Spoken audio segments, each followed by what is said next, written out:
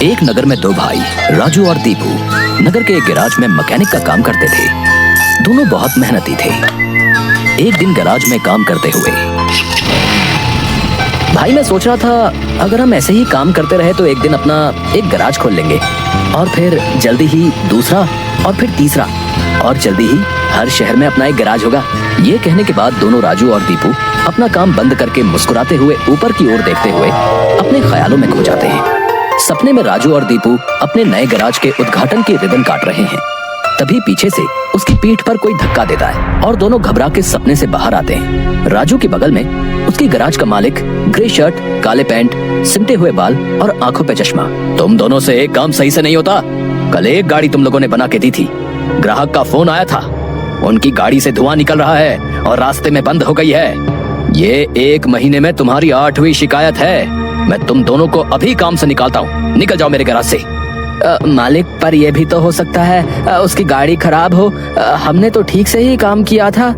खराब गाड़ियों को ठीक करना ही हमारा काम है। निकल जाओ यहाँ से। और मालिक दोनों को धक्के मार के बाहर निकाल देता है। राजू और दीपू अपने छोटे से कमरे की बिस्तर पर हैं। सामने की दीवार पर विष्णु भगवान की तस्वीर टंगी है। दीपू राजू से, भाई हम हर जगह मन लगा के काम करते हैं, फिर भी हमें हर जगह से निकाल दिया जाता है। किसी को हमारी कद्र ही नहीं। हाँ भाई, यहाँ किसी को हमारी कद्र नहीं है। चल किसी दूसरी जगह जाते हैं, वहाँ शायद हमारी कीमत हो। भाई पर हम वहाँ करेंगे क्या? याद है माँ कहती थी कि भगवान का नाम लेने से सब मिल जाता है। हाँ चल सामान बांध, अब हम यही करेंगे। भगवान का नाम लेंगे और पैसे कमाएंगे। वो कैसे? अरे हम बाबा बन के लोगों को ज्ञान देंगे और उनसे पैसे लेंगे। वो तो ठीक है, पर हम लोगों को क्या ज्ञान देंगे? अरे वही जो माँ हमें देती थी। तू ज्यादा सवाल मत कर, सामान बांध। हम राजा सूर्यदेव के चंपक नगर जा रहे हैं। चंपक नगर में राजू और दीपू गेरुए धोती और गेरुई शॉल में, कंधे तक बाल, गले में रुद्राक्ष की माला, पैरों में खड़ाऊ, कंधे पे लटकी मटमैली गठरी, कलाइयों में बंधी रुद्राक्ष की माला, एक बड़े बरगद के पेड़ के नीचे बने चबूतरे के सामने। ये राजा सूर्यदेव का चंपक नगर है। हम यहीं से शुरू करेंगे। दीपू सुन, आज से तेरा नाम दीपू नहीं दीपेश्वर है, समझा? और मैं एक सिद्ध योगी। मैं यहाँ बैठता हूँ और ध्यान करता हूँ। तू नगर में जाके ये खबर फैला कि एक सिद्ध योगी आए हैं जो हर समस्या का हल देते हैं। ठीक है, मैं जाता हूँ।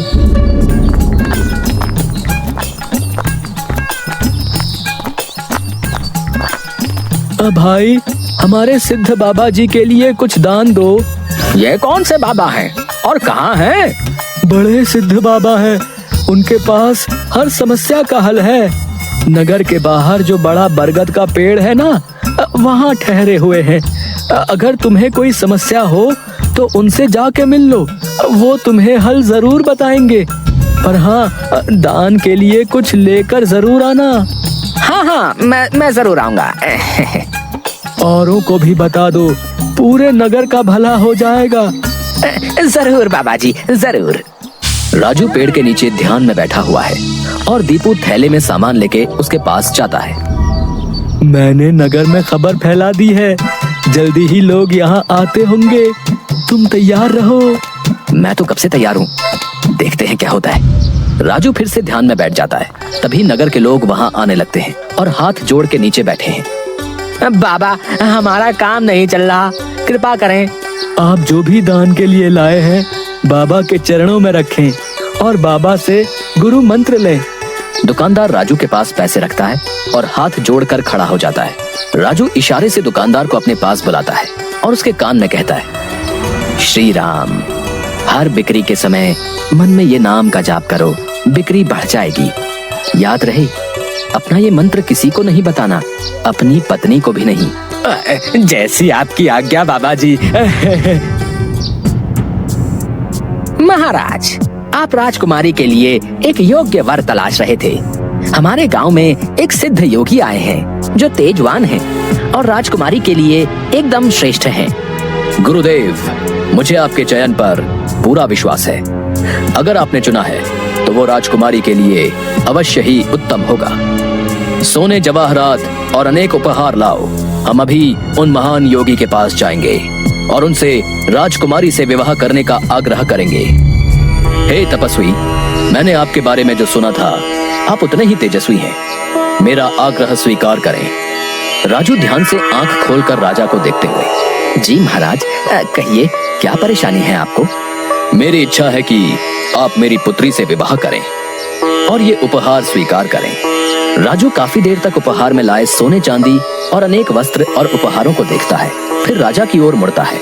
महाराज, मैं तो एक सन्यासी हूँ, मुझे इन सब से क्या लेना? मुझे क्षमा करें, मैं आपकी बात नहीं मान सकता।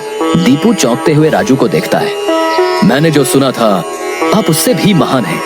मुझे क्षमा करें यदि मैंने आपका अनादर किया हो। आप जब तक यहाँ हैं, मैं कोशिश करूंगा आपको कोई दिक्कत ना हो। और राजा सूर्यदेव को प्रणाम करके वापस चले जाते हैं। अरे राजू, ये क्या कर दिया तुमने? इतना अच्छा मौका हाथ से जाने दिया। अरे राज करते हम लोग। राज, तुम्हें ये क्या हो गया है? मैं यही सोच रहा था, लेकिन फिर मैंने सोचा कि इतने दिनों से ईश्वर का नाम लेते लेते इतना तो समझ आ गया है कि ईश्वर के नाम अमृत में ऐसा क्या है जो मीरा सारा राजसी ठाट छोड़कर वैरागन बन गई। क्यों प्रहलाद ने अपने पिता की इतनी यातनाएं सही? मुझे भी राम नाम का धन मिल गया है, जिसके आगे इस दुनिया का सारा धन फीका है। मुझे ये सब नहीं पता। हम यहाँ पैसे कमाने आए थे, ना कि साधु बनने। मैं चला, मैं अकेले ही सब संभाल लूंगा। तुम्हें जो ठीक लगे करो, पर अगर किसी मुसीबत में फंस जाओ, पूरी श्रद्धा से ईश्वर का नाम लेना, तुम्हारी मुसीबत दूर हो जाएगी। तुम्हारा दिमाग खराब हो गया है। इतनी आसानी से मुसीबत दूर होती तो सभी खुश होते। राजू बस उसे देखकर मुस्कुराता है और ध्यान में बैठ जाता है। दीपू अपनी पोटली उठा के गाँव में चल देता है। क्यों भाई, कैसा चल रहा है? हाँ भाई, सब बढ़िया है और अब घर में सुख शांति भी है। ये भी बेवकूफ बन गया। राजू है तो चालाक। उसने ऐसी युक्ति की कि कोई उस पर सवाल नहीं उठा सकता। कुछ राशन दान करो। जरूर। दुकानदार राजू के थैले में चावल डालने जाता है। तभी दीपू, ये क्या दे रहे हो? इतनी मिठाइयाँ और मेवे तुम्हारी दुकान में है और तुम ये कच्चे चावल दे रहे हो? इनमें से कुछ दो। पर बाबा तो ये सब नहीं कहते। तुम्हें क्या करना है? जितना कह रहा हूँ वो करो। दीपू आगे जाता है और जोहरी की दुकान में दुकानदार से, और भाई जोहरी, कैसी चल रही है दुकानदारी? बाबा की कृपा से सब बढ़िया चल रहा है। कहिए क्या सेवा करूं? बाबा के लिए कुछ दान दो। इससे पहले कि इन्हें मेरी असलियत पता चले, इनसे तगड़ा दान लेके गांव से गायब हो जाऊंगा। फिर ये लोग राजू के पीछे पड़ेंगे तो उसे समझ आएगा। बाबा के लिए कुछ दान दो। जौहरी पैसे निकाल कर देने लगता है। अरे ये क्या भीख दे रहे हो? बाबा की कृपा से तुम्हारी दुकान चल रही है। इतने सारे जवाहरात हैं, इनमें से दो कुछ कीमती सा। जितना दोगे उससे ज्यादा मिलेगा। ये बाबा को क्या हो गया है? कोई नहीं, बाबा को देने से मेरा क्या घटेगा। जौहरी एक सोने की हार दीपू को दे देता है। ये लीजिए बाबा। अच्छा धन बटोर लिया है मैंने। इससे काफी दिनों तक काम चल जाएगा। बड़ी भूख लग गई है, कुछ मिठाइयाँ खा लूं। दीपू एक पेड़ के नीचे बैठ के मिठाइयाँ खाने लगता है। तभी वहाँ 4 डाकू, चेहरे पे नकाब, काले कपड़े और हाथ में छुरी लेकर आ जाते हैं। जो कुछ भी है वो हमें दे दो, नहीं तो हम तुम्हें मार डालेंगे। दीपू डर से अपनी पोटली उन्हें दे देता है। तभी डाकुओं के सरदार का नकाब खुल जाता है। दीपू उसे देख लेता है। अब तुझे मरना होगा, क्योंकि तूने मेरा चेहरा देख लिया है। हे भगवान, ये क्या हो रहा है? कैसे बचूं इनसे? भागने की कोशिश की तो ये लोग पकड़ लेंगे। क्या करूं?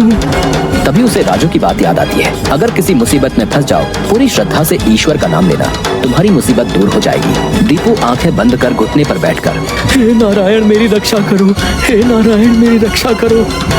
डाकू का सरदार दीपू को उठाकर, सुन, राजा के सिपाही हमारी ओर आ रहे हैं, इसलिए तुझे छोड़ रहे हैं। अगर तूने किसी को हमारे बारे में बताने की कोशिश की तो तुझे जिंदा नहीं छोड़ेंगे। ये ले अपनी पोटली। डाकू भाग जाते हैं। दीपू सामने से सिपाहियों को आते देख मन में, हे नारायण, मुझसे भूल हुई जो मैं राजू की बात को समझ नहीं पाया। मैं राजू के पास वापस जा रहा हूँ और उसके साथ रहकर आपके ध्यान में अपना जीवन बिताऊंगा। मुझे माफ कर दो राजू। मैं ईश्वर के नाम की महिमा को नहीं समझ पाया, पर अब मैं समझ गया हूँ और तुम्हारे साथ ईश्वर के नाम का धन कमाना चाहता हूँ। राजू दीपू को गले से लगाता है